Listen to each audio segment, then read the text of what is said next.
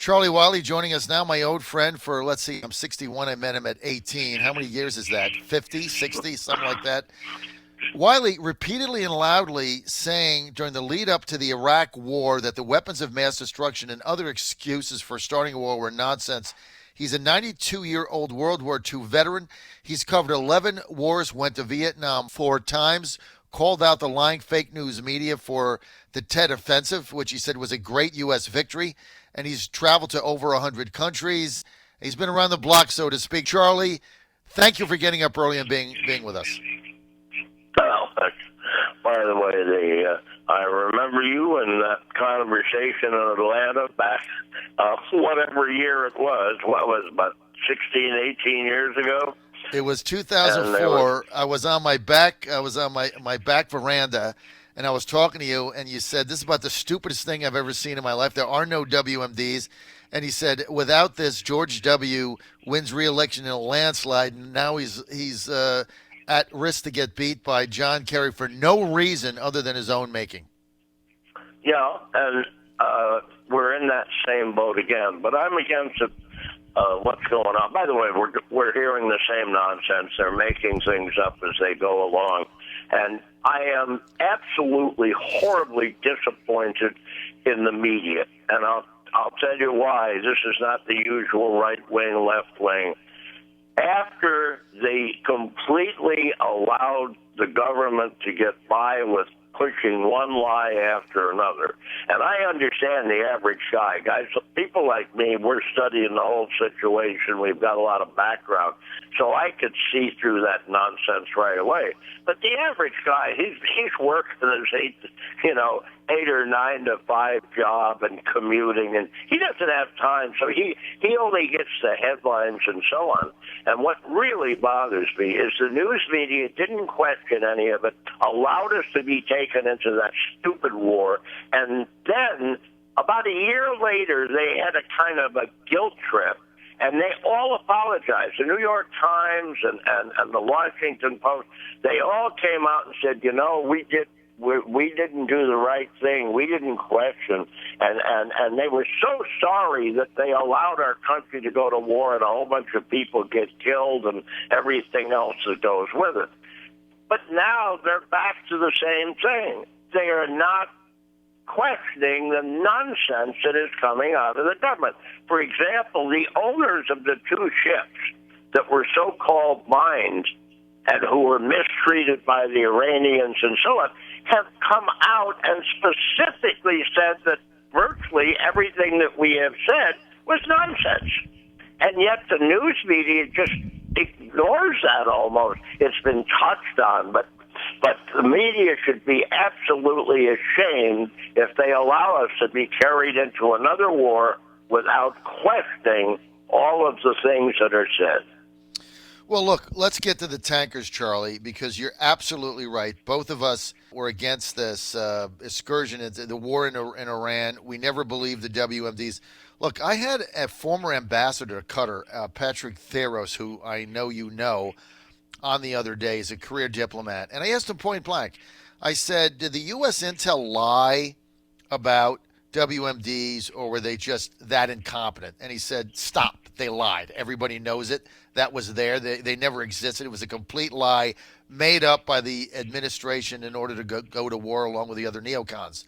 So now you get these tankers, and I've had a lot of people come on my show from the Middle East and say it makes no sense. And there's one scenario that says the Emiratis blew the holes in their own ships in order to suck us into a surrogate war with Iran, and anything that ever comes out of the UAE is a lie anyway. So why isn't the media all over this?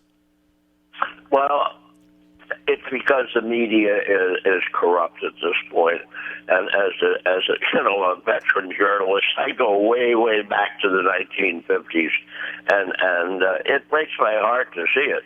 But we've got to speak up. We've got to stop this country from going into war. I mean, it could really break us. The big winner in all this is China, and China is the only obvious force on Earth that can really take on the United States in an all-out war. Russia has got the ability to wipe us out, but that would never happen because it would be an atomic exchange, and nobody is going to do that.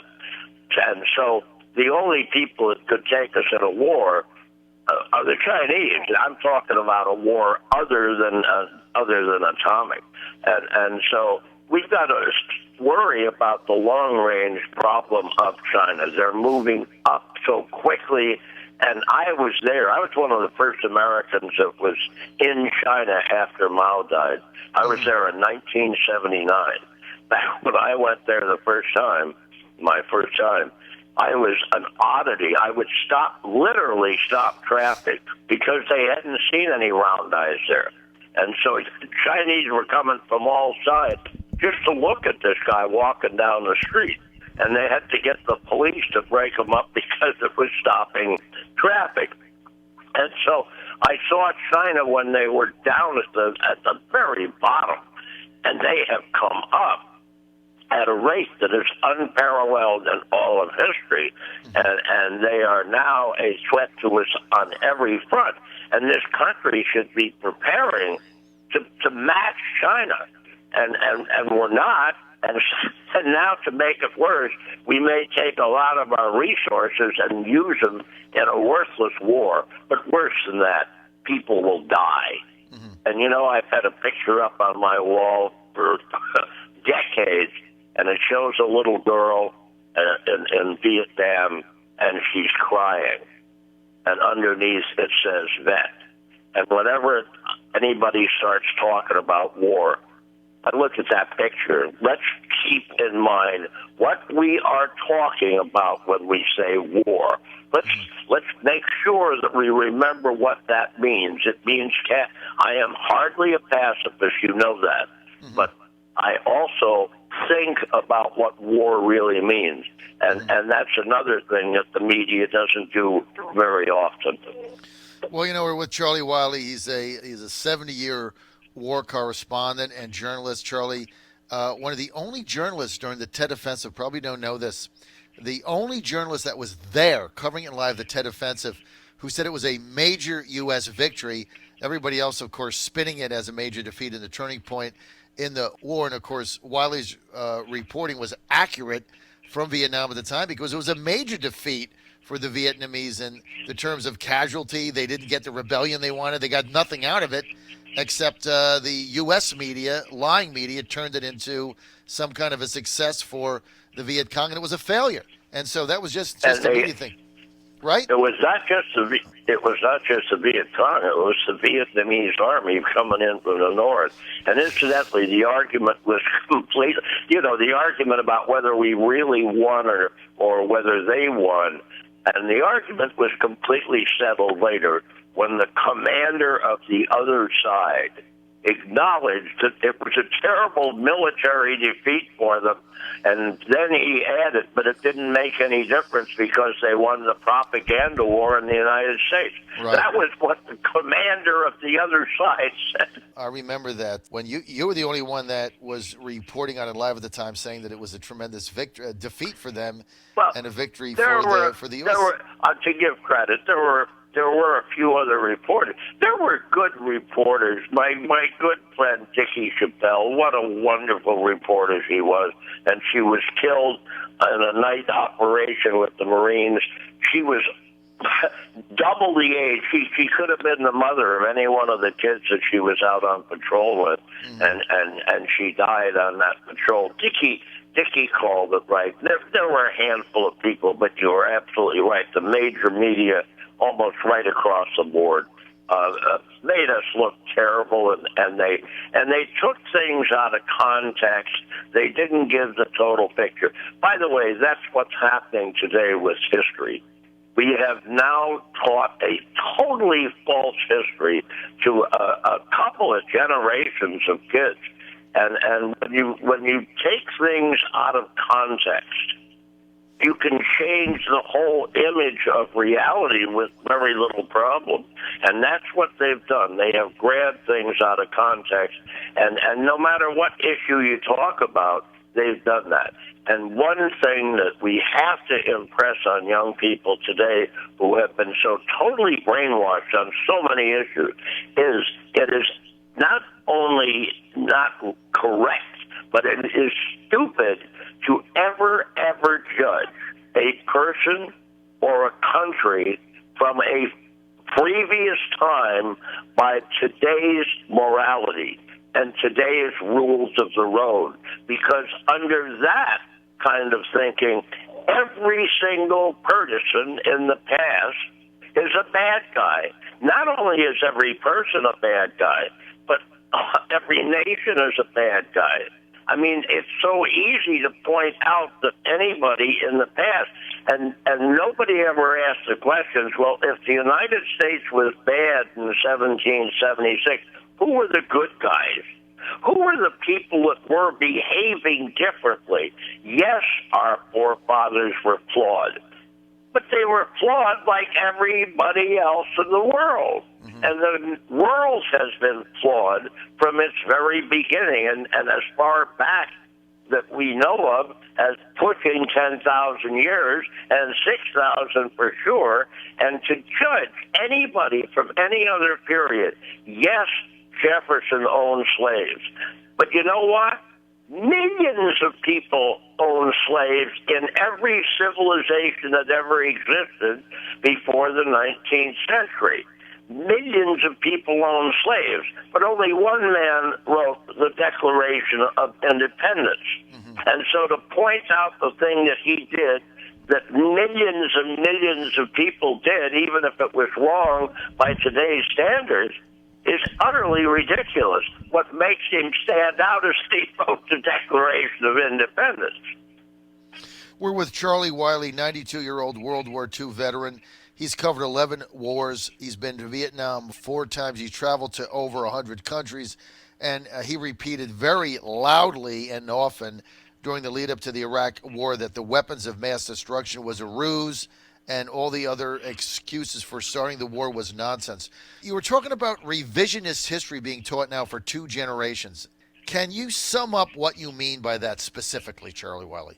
Well, what I was just talking about, if you take any issue that, one of the main issues that are talked about in our past that make us such evil people. For example, we took our territory from somebody else. And in the process, we treated them, in many instances, very badly. Now, that sounds terrible when you say it that way. But let's take a look at it from the point of view of history. The bottom line is that every country on the planet Earth took their territory from somebody else. There is one country that you can probably make an exception on, but even there it becomes a little bit shaky. In other words, every country took its land from somebody else. That was the only way to make a country. For example, all of Europe was founded by people who invaded from Asia. And one country after the other has changed its boundaries time and time again. And for example, when we came to what is now the United States, we did not take the country, if you will, from Native Americans. We took it from Native Asians, because the people that lived here when we got here were Asians. They came across from Asia, and out as far as Mongolia and Tibet. They swept through Siberia. They came across the Bering Straits, and they came across there even earlier when it was a land. And they swept down, and they killed all the people that were here, and they took over. And they set up their own countries. And they had the Mayan Empire, the Aztec Empire, the Inca Empire, all terrible, terrible people who overran all of the other tribes. They took their land from somebody else. All the tribes took their land from somebody else. And then we came over, and we were just the last ones that took the land from somebody else. So let's stop talking the nonsense about how awful we were. If there's any country that exists today, with the one exception, shouldn't exist if they're not allowed to take it from anybody else. I really don't mean allowed, but if they took it from somebody else, they shouldn't exist. Well, then nobody exists. The only country you can make a case for is Iceland. When the Vikings got to Iceland, there was nobody there. And eventually they settled there and they established a colony of Denmark, in effect. And even that was taken away because during World War II, Iceland declared independence from Denmark, so that you can say that the Icelanders took their country from Denmark. But originally, there was nobody in Iceland. So the only country that we can't condemn for taking their land from somebody else is maybe Iceland. So let's stop being stupid about talking about what we did when we took the country. We did some very unnice things. But you know what? Other countries, when they took their country away from the next guy, they did things a hell of a lot worse than we did. But nobody ever mentions that or puts it in proper perspective. Let's get to the neocons in Washington running around banging war drums now, led by National Security Director John Bolton and others. Why is Washington still dominated by these warmongers? How did they get there? And even with Trump in there, how do you get him out? It's incredible. John Bolton was anti-Trump, and how he ever got into the government, I don't. I think that there probably were some influence inside the family, and the sons and the daughters and the in-law have a tremendous amount of influence on Trump. And so if you're a friend of somebody in the immediate family, you have a step up on getting to him. I think he's starting to realize that that's not the way it goes. I noticed that Tucker Carlson has been having more and more influence, and I watched a debate one time, if you want to call it a debate, between Tucker Carlson and John Bolton, and boy, it got nasty. Because Bolton took great umbrage when Tucker Carlson answered back when he started to talk nonsense. And boy, the swords were crossed on that one. And now I see that there are reports that Tucker Carlson had a lot to do with influencing the president in calling off that attack. And so if that's the case, that means he is listening to people who have taken absolute opposite stand from Bolton. And you know why Bolton does what he does? Who knows?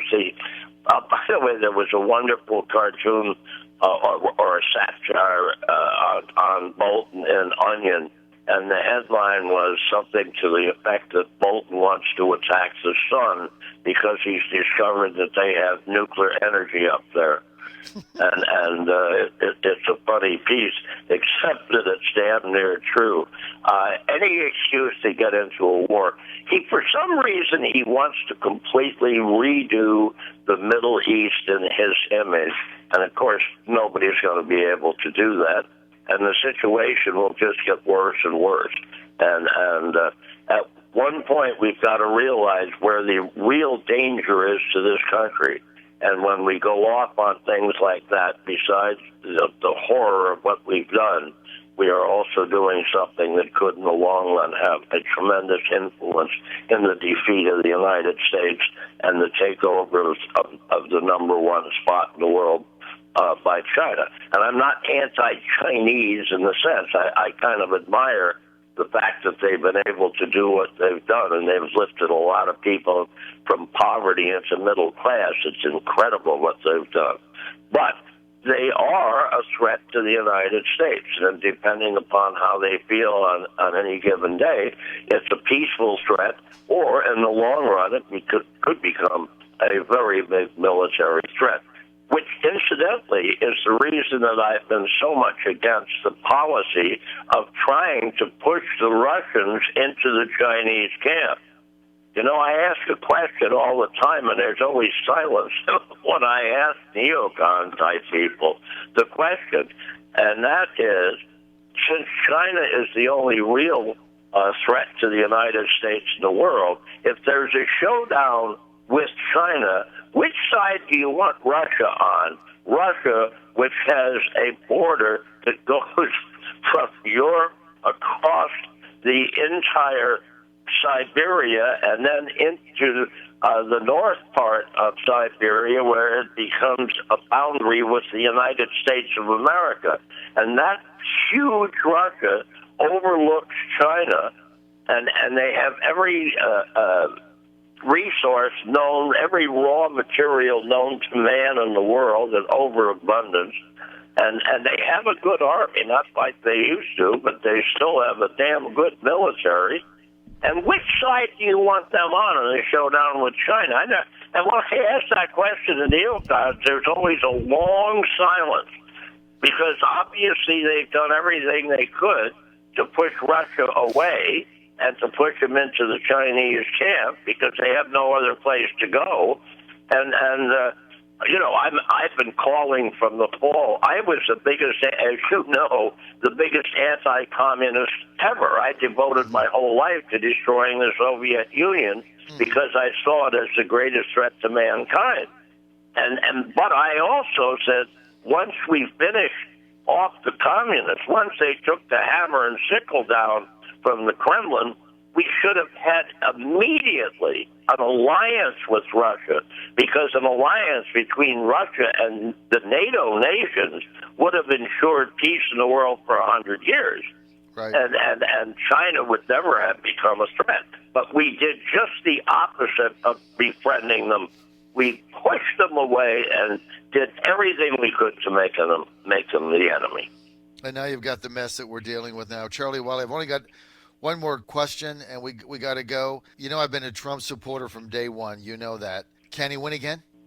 Oh, certainly he can win again. And I would say at this point that he's probably the favorite to win. I mean, but there are so many things that could go wrong between now and the election. If there was any kind of a dip in the economy, that could hurt him. If he goes to war, I mean, that'll almost ensure that he will lose. Agreed. And you know, there's another thing. He's not a young man. I mean, any sign of illness or anything like that, and you know, unforeseen things like that could come up. I think that if he plays his cards right, and I wish he would stop sending out so many texts and whatever, because he does make mistakes there from time to time, and if he made the wrong mistake at the wrong time, it could have a tremendous effect on the election. Meanwhile, on the other side, it's more fun than a barrel of monkeys watching that crowd over there on the Democratic side. This is going to be fun for a year, watching them battle it out and watching each one try to become more to the left than the last one. I don't know how far they go. I think that probably after a while they'll make Lenin and Mao Zedong look like conservatives. Well, that's why we're here in South Florida for the week. We're going to be covering it, and it is a clown show, no question about it. Like, who's going to emerge as the real communist is, I think, what this forum is about at the end of the day. But Charlie Wiley, we're out of time, man. I got to have you on more often. Great analysis of the Iran situation. Charlie Wiley, longtime correspondent, war correspondent, 92-year-old World War II veteran, and I go back with Charlie. First time I met him, I was in high school. I was at 17 in high school, and we were campaigning for him for Congress. And I'm 61 years old, so I have to do the math on that. 44 years ago or something like that. Wow, is it over 40 years? My God. 44 years ago. Anyhow, always glad to talk to you, John. All right, Charlie, we're going to have you back. At 92 years old, I should probably have you on once every 2 weeks, right? As they say. Charlie, thanks for being with us. Thanks for getting up early. All right. Thank you.